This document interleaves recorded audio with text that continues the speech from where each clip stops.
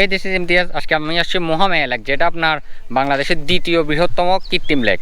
আমরা সবাই জানি কাপ্তাই হচ্ছে সর্ববৃহত্তম কৃত্রিম লেক, আর কাপ্তাই লেকের পরেই হচ্ছে মহামায়া লেক, যেটা আমাদের বাংলাদেশের দ্বিতীয় বৃহত্তম কৃত্রিম লেক।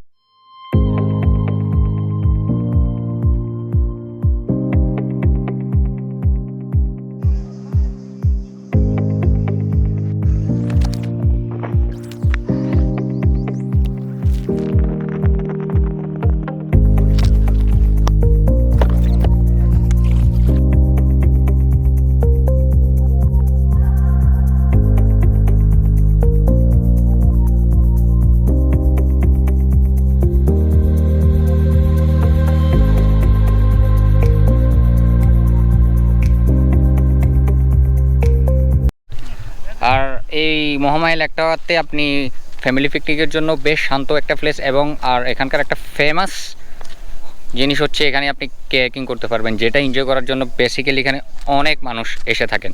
আর এখানে আপনি ডিফারেন্ট ভেরিয়েন্টের বোট পাবেন। কিছু আছে আপনার দুইজন, আপনি দুইজন ওইটা নিয়ে দুইজন আপনি কেকিং করবেন।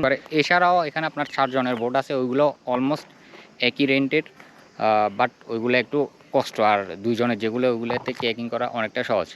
আর এখন আমি যে বোটটাতে বসে আছি, এটাতে আপনার দুইজনের জন্য কেকিং করার জন্য। আর এটাই যদি আপনি কেকিং করতে চান, সেক্ষেত্রে আপনাকে পার আওয়ার আপনাকে 500 টাকা পেমেন্ট করতে হবে, যেটা ওনাদের ফিক্স রেট, যেমনটা ওনারা বলেছে। বাট আমি যখন আগেরবার এসেছিলাম তখন এটা 300 টাকা ছিল। আর এখানে হিউজ পরিমাণ পর্যটক আসে, বিশেষ করে আপনার ফ্যামিলি পিকনিকের জন্য, যার কারণে রেটটাও একটু বেশি।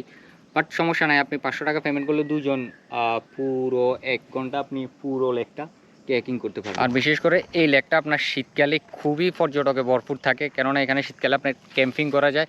আপনার ঢাকা, চট্টগ্রাম, বাংলাদেশের অনেক অঞ্চল থেকে এখানে আপনার পর্যটক আসে ক্যাম্পিং করার জন্য, নাইট স্টে করে। এবং ও পাশটাতে হচ্ছে আপনার পাহাড়ের উপর থেকে ভিউটা আরও বেটার পাওয়া যায়। আর লেকের ওইপারে হচ্ছে ঝর্ণা, আপনি কেকিংয়ের পাশাপাশি ইচ্ছা করলে আপনি ঝর্ণায় পর্যন্ত যেতে পারবেন।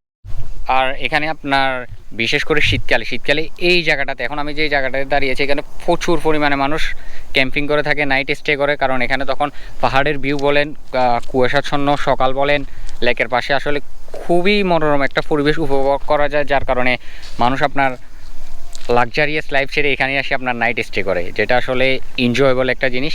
ওয়াও। আর এই পাশটা হচ্ছে একেবারে নিরিবিলি। এই পাশটা হচ্ছে আপনার একটু দক্ষিণ দিকে, আপনি যদি লেকের পাড়ে হেঁটে দক্ষিণ দিকে আসেন, দেন আপনি দেখবেন এই পাশের ভিউটা।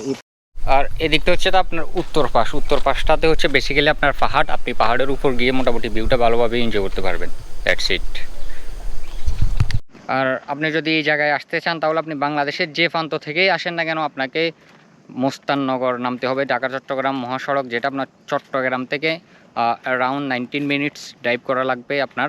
দেন আপনি ওইখানে নেমে সিএনজি পাবেন, যেটা আপনাকে মহামায়া লেকের গেট পর্যন্ত নিয়ে আসবে। আপনার থেকে ভাড়া নেবে 100 টাকা, আর লোকালি আপনি 15 থেকে 20 টাকাও আসতে পারবেন। আর গেটের সামনে আপনাকে ওনারা ছেড়ে দিবেন, দেন সেখান থেকে আপনি টিকিট নেবেন। টিকিট নিয়ে 30 টাকা পার পার্সন টিকিট কেটে আপনি এই লেকে চলে আসবেন।